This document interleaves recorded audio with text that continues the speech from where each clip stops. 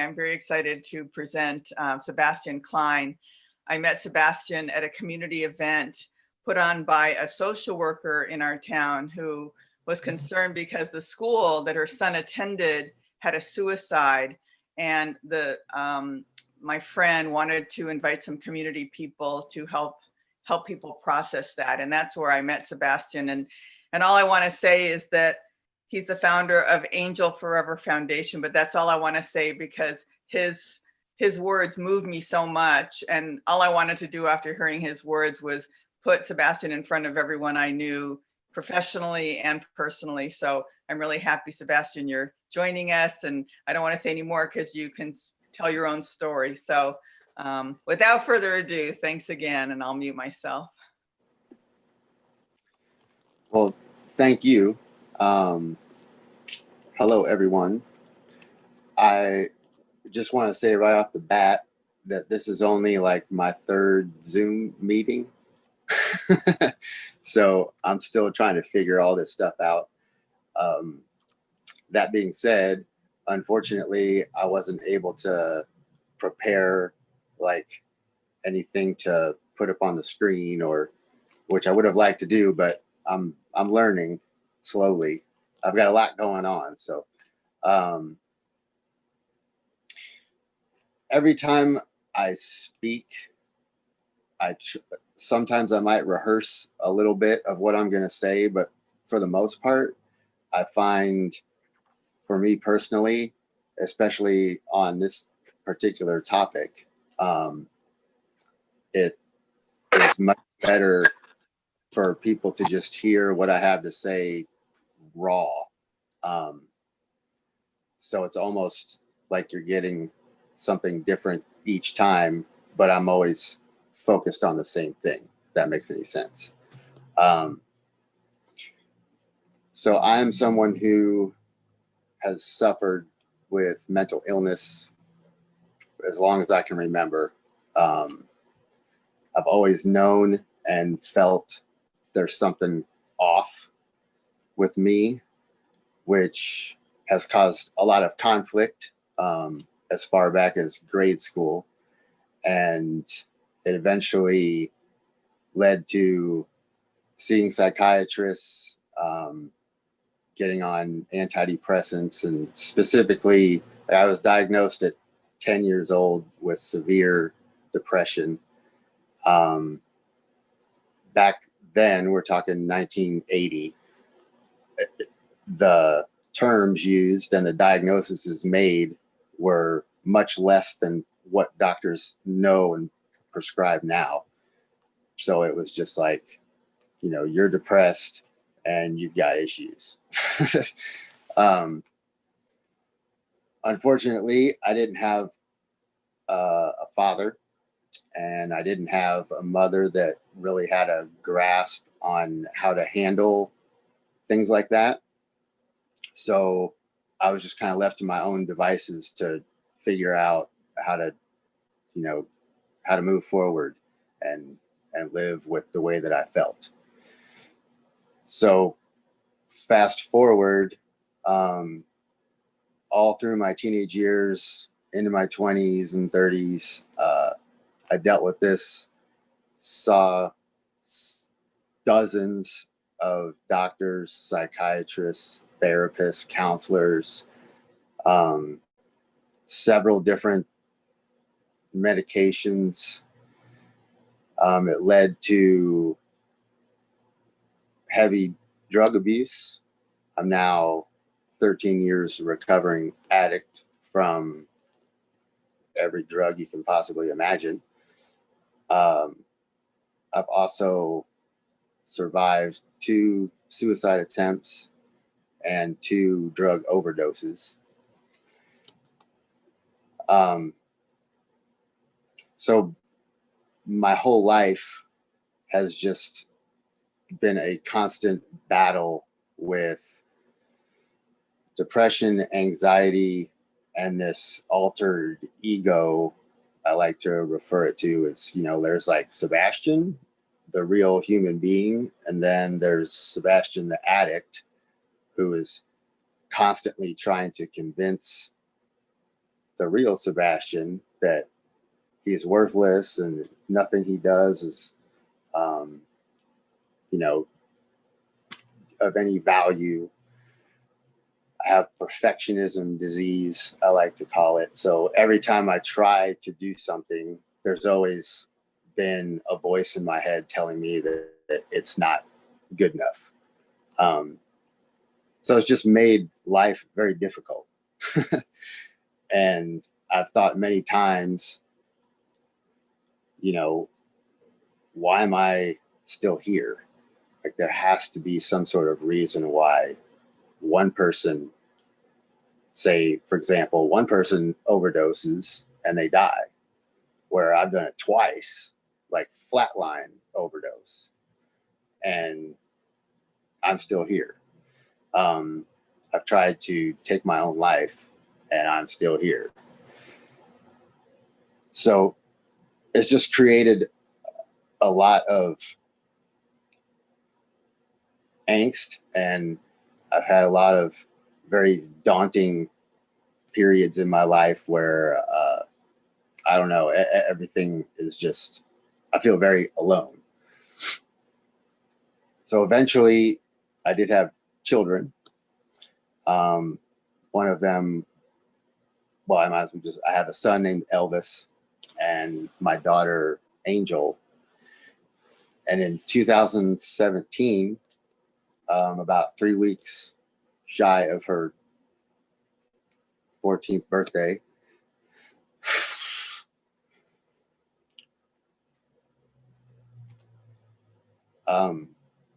she took her own life. And it was,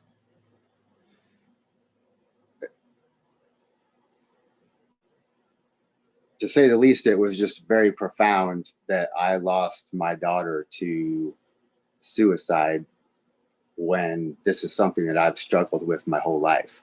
So after the fact, it was so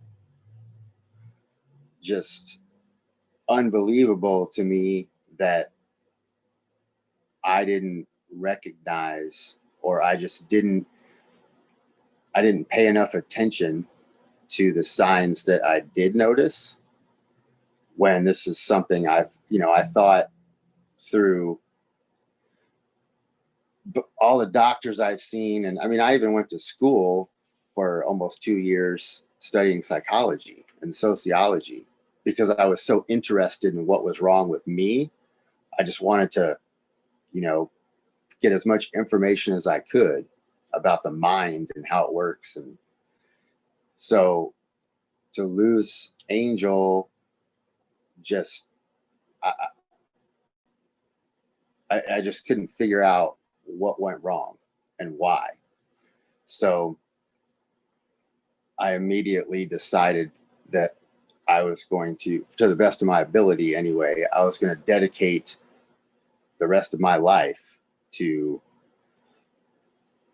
helping specifically other teenagers that are suffering, and even more specifically suffering in silence like Angel did, because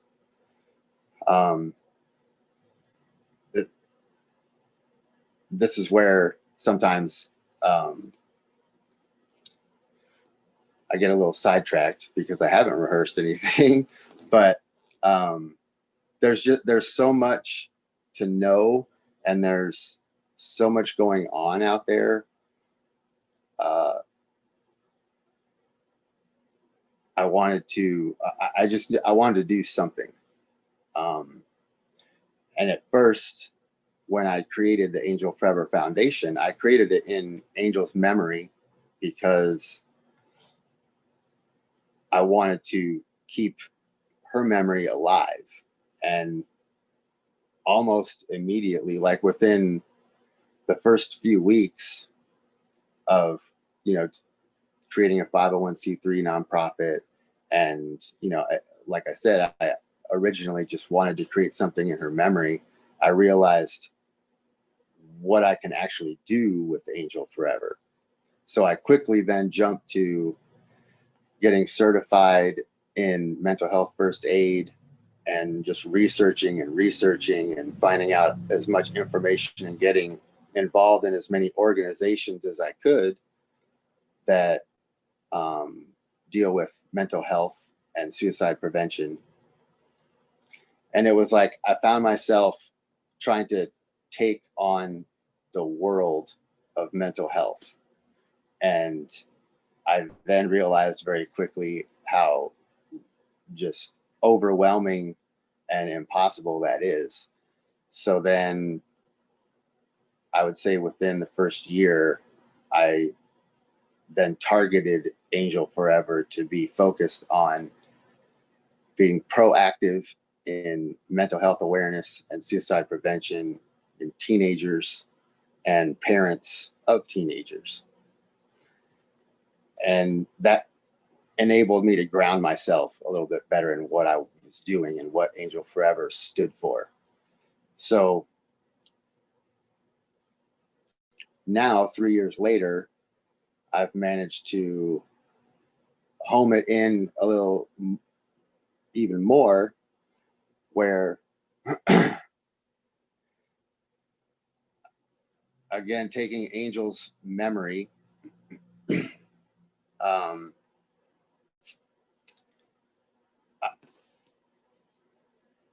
Angel's story is very unique, I think. She was a very unique girl, very artistic, musical. She loved to sing. She was incredibly intelligent, and cared very much about people and even animals as well. And one of the things that I found out again after the fact is, while Angels was dealing with everything she was dealing with, she wasn't talking about it. She did start self-harming, and I became very aware of that. So I knew, obviously, that there were issues. I knew that there were issues because she, starting at about her 12th birthday, moving into her year 13, is when the problems really started becoming noticeable. Up until 12, she was literally a perfect child. So at 12, we being me and her mom, and her brother, we became more aware of something was going on. But unfortunately, what we have been almost programmed, because of stigma as a society, we think that, oh, that's just teenage stuff, rather than digging in deeper and trying to really figure out what's going on. Something as simple as, like, in today's world, and these are all just my personal theories, in today's world, we as parents cannot allow our children to come home from school, and when we ask, how was your day, for the response of, oh, it was fine, to be acceptable. We have to ask more specific questions, and we have to get our children talking and speaking more about how their day really was and how did they really feel about whatever it was that happened, negative or positive. So my point is, we've become adjusted as a society to let stigma take over, and we are just way too accepting of what it's created. And what stigma has created is, specifically with mental health, when someone is feeling depressed, or they are suffering from anxiety or any mental health issue for that matter, stigma tells that person that they can't talk about whatever it is that's going on with them, that they should just keep it hush hush. And the flip side is stigma also tells us that if we notice someone who is suffering, or we notice someone who's, weird, that we should just leave it alone. So it's coming from both ends to silence everything that is happening, and it causes,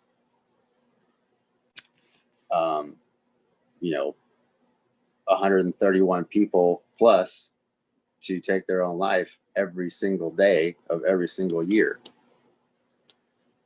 And the ratings and the statistics for the last 6 years have only risen. So it's proof that stigma is what's causing this to happen. And part of being proactive about it is talking about the things that nobody wants to talk about, and letting people know that it's okay not to be okay, and that it's okay to talk about whatever it is that you're feeling. And more importantly, just like saying it's okay not to be okay, rather than letting that become a cliche, it's about really getting people to understand and to believe that it's okay to talk about however they feel. So I really got sidetracked there. Back to Angel. On a day-to-day basis, Angel was happy. She had friends. She got straight A's in school, made honor roll every quarter, and just appeared, even when she was trying to deal with the self-harming. She was intentionally making an effort to not do it.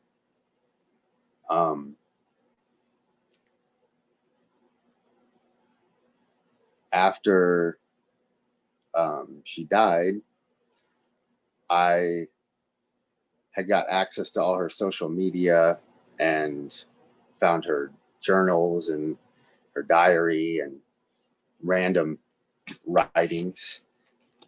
And the person that I found in all of this stuff was literally a polar opposite of the girl that I saw every day. And that was just another huge factor in I wanted Angel Forever to stand for something so much more than just her memory. And the fact that she sometimes I say she was like a little 13-year-old therapist, because she was always about helping her friends with their relationships. And if anybody was, if anything was going on in someone's life, at least in her circle, she was always trying to do everything she could to help them. And unfortunately, what that meant was she was putting all her energy into helping other people, and there was, she wasn't helping herself.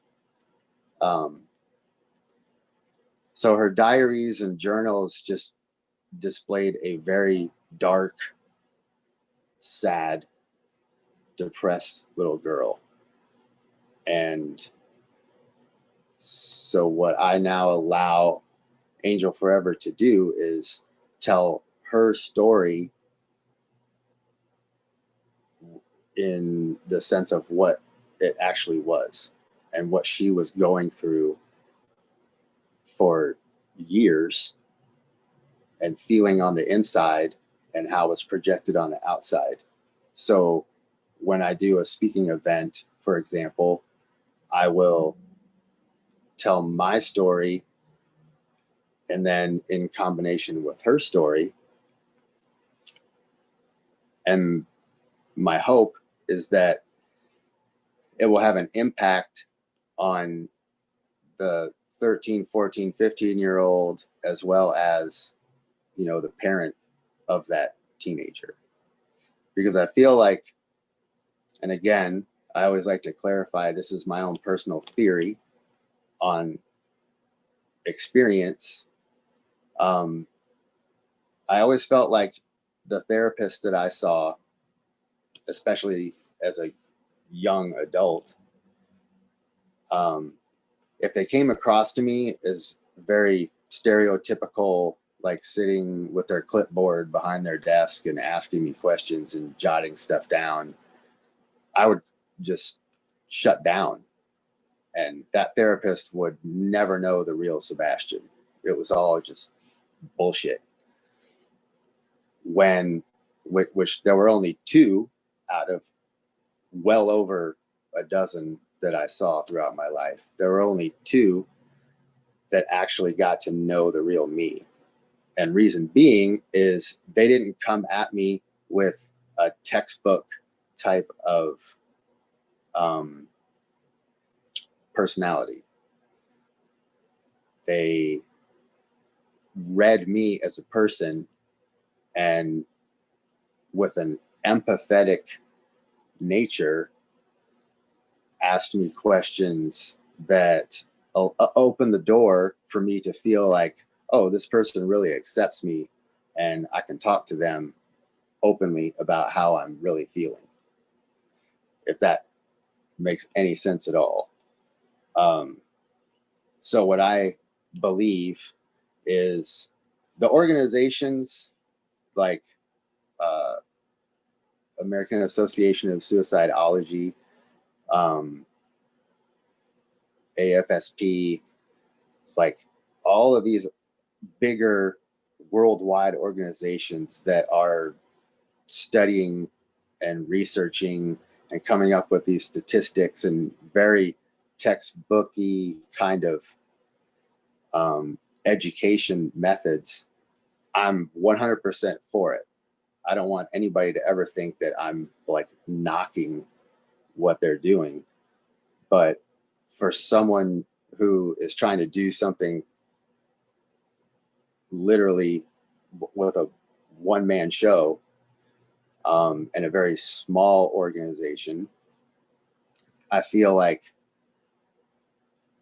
telling my story, allowing Angel's story to be told, and allowing true human experience to come across an audience is so much more powerful and has so much more meaning and creates a much bigger impact than any statistic I could throw out. I mean, I could sit here and tell you statistics on suicide for hours. But I just don't think that it has the same type of impact as hearing an actual human experience. And,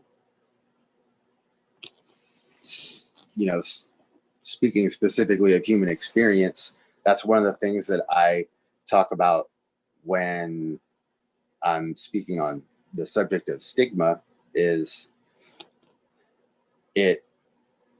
stigma creates a veil around the human experience.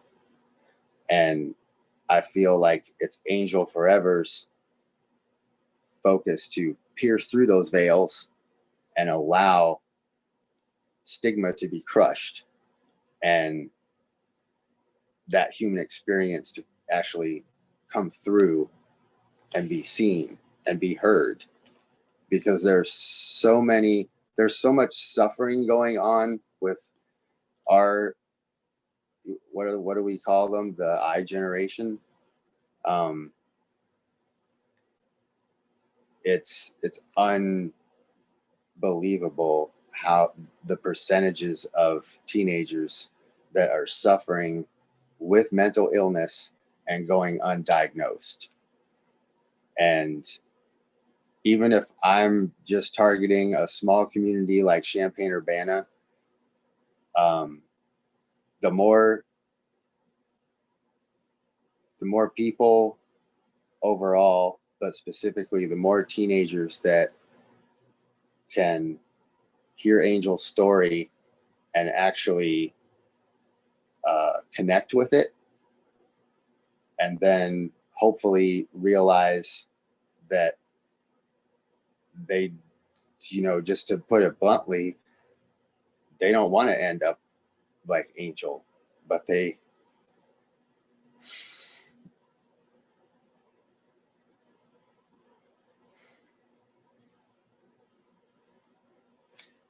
they're feeling all those same things that she felt.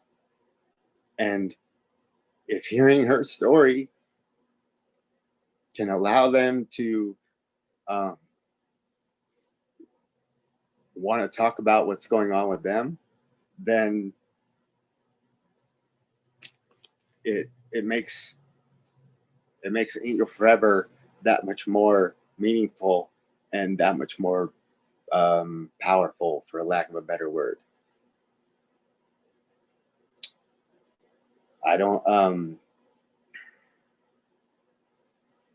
I guess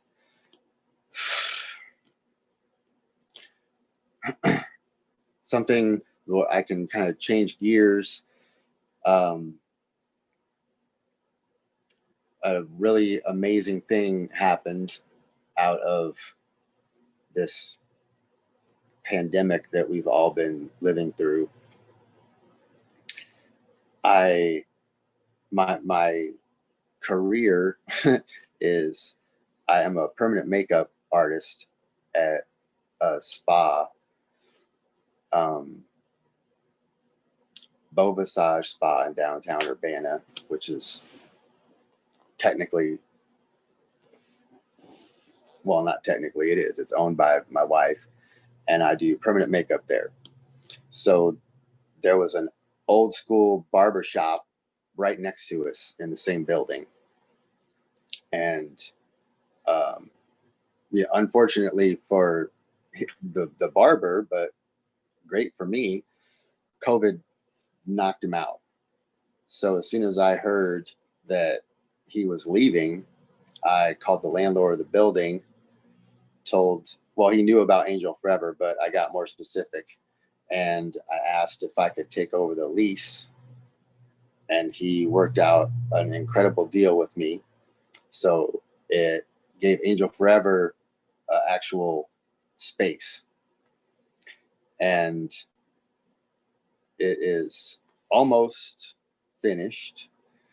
The bad part is, of course, with what's going on right now, I can't do a whole lot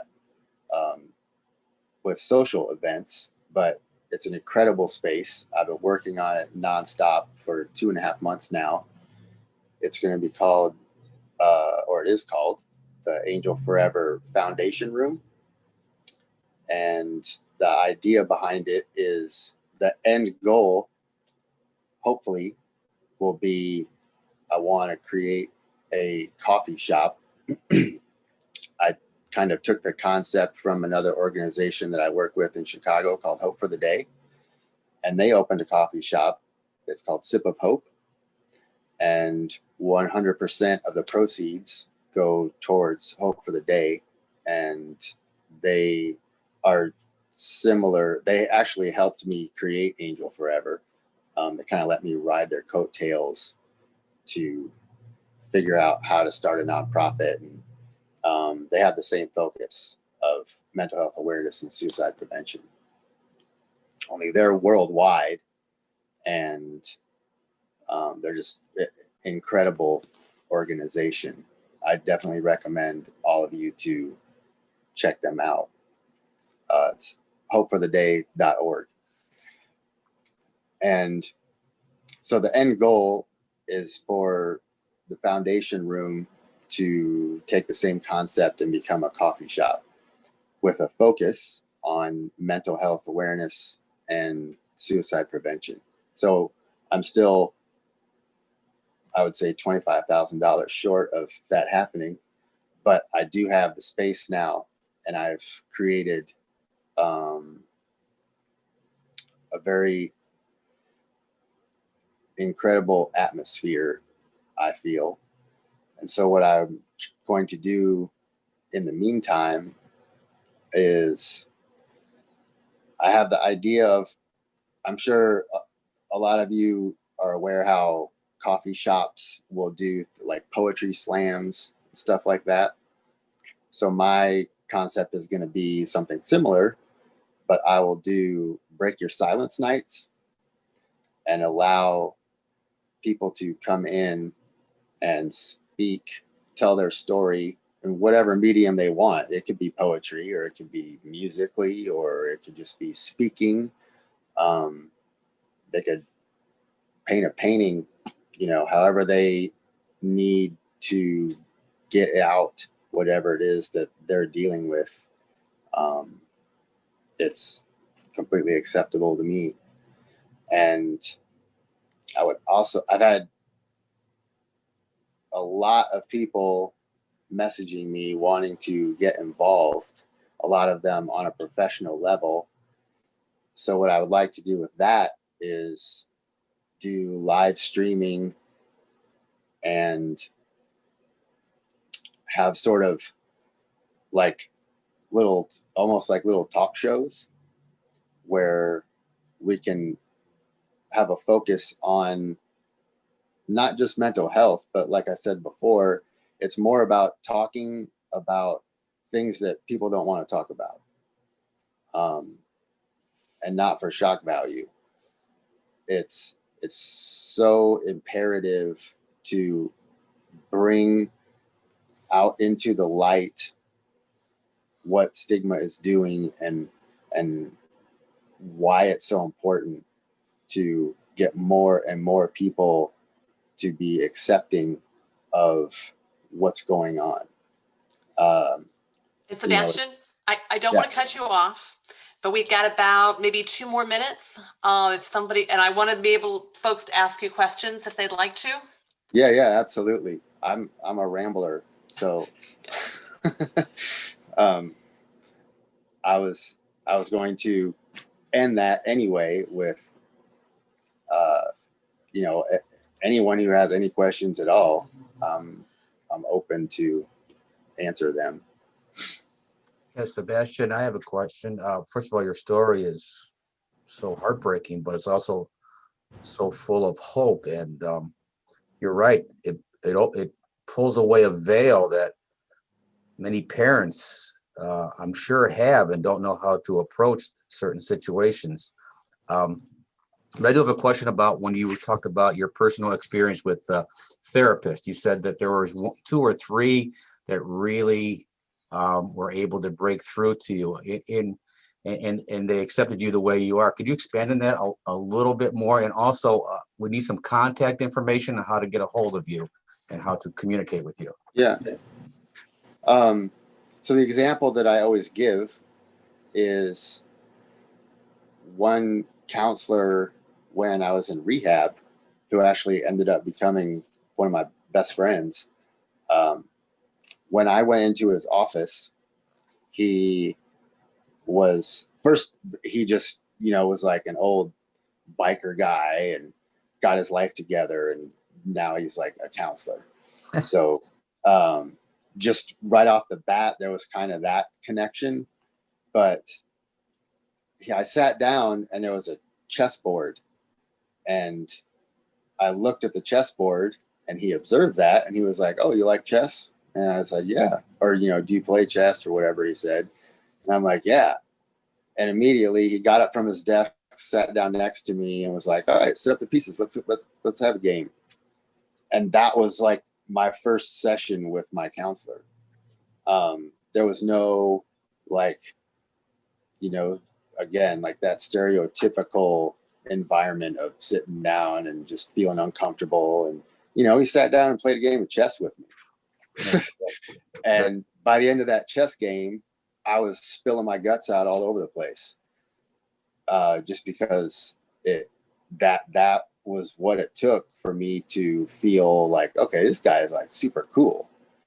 And then the other situation was another guy. The first session that he had with me, he took me to a cemetery And we got out and sat on the hood of his car in the middle of a cemetery, and he just started rambling on about, you know, things that he had gone through in his life. And again, that opened the door for me to just feel like, wow, I can, like, this guy's cool. I can talk to him about anything. So, you know, I think maybe it's just the methods that are used are very important, and connecting on a more personal level instead of a doctor-client level really makes a huge difference. If I could you stay around I'm going to go ahead and close the meeting. And if you don't, would you stay around a few more minutes if other folks had questions? Absolutely. Awesome. Okay. So let's all give him a round of applause here for, thank you so much for coming. Very moving. But hang around. If I could, let me go ahead and share my screen real quick here, and we'll close out the meeting this way. Just so we know, our next week's speaker is the Dean of the U of I College of Law, talking about the Electoral College and possibly how to get rid of it. And if I could, Carrie, would you lead us, would you give the four-way test today? Sure. Is it the truth? Is it fair to all concerned? Will it build goodwill and better friendship? Will be beneficial to all concerned? And importantly, is it fun? With that, Rotarians, have a wonderful day. Thank you so much for coming. And like I said, if anybody has more questions, we can stay around and talk to Sebastian a little bit more. Oopsie. I'll say real quick, because that was another question, was social media is all Angel Forever Foundation. So that makes it easy. My website, which is continually under construction, is angelforever.org. And the Angel Forever Foundation room is at 218 West Main Street in downtown Urbana. And I'm going to do an open house Halloween weekend. So I encourage all of you to just come check it out. Great. Sebastian, I have one of my closest friends I think he's now in his early 50s.